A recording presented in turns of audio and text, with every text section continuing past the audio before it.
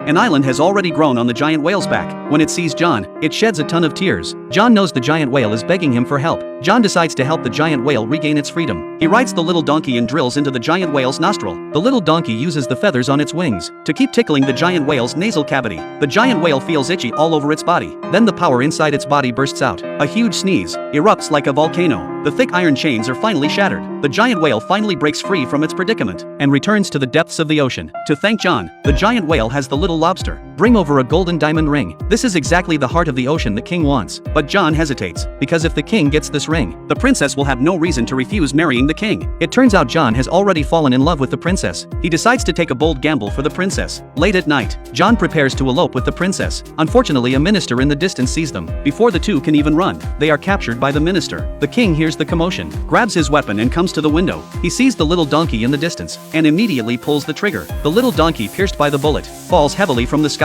To save John, the princess tells the king her secret of eternal life. But the evil king is skeptical. At this moment, a minister beside him gives the king an idea. The next day at the palace gate, soldiers push in 3 giant iron pots. The first pot contains boiling water. The second pot has seawater that can freeze people into popsicles. The third pot has poisonous milk. As long as the king successfully passes through the 3 pots, he can obtain eternal life. But the cunning king won't try it easily. He pushes John down in one motion. Seeing this, the princess immediately takes off her ring and throws it into the pot. John successfully passes the first trial. Then he falls into the ice pot. John's body is instantly frozen into a popsicle. At this moment, the phoenix's feather runs into the pot. John successfully passes the second trial. But when John falls into the third poisonous pot, the princess is stunned because she has no way to help John. When everyone thinks John is already dead, a white light suddenly flies from the sky. It's a glowing dandelion. It drops into the poisonous pot. Instantly, John is reborn from the flames like a phoenix and comes back to life. It turns out the little donkey risked its life to run to the end of the world and pick the only flower of life and death in the world. The king sees John has gained eternal life and immediately jumps into the pot. But the king gets trapped in a bubble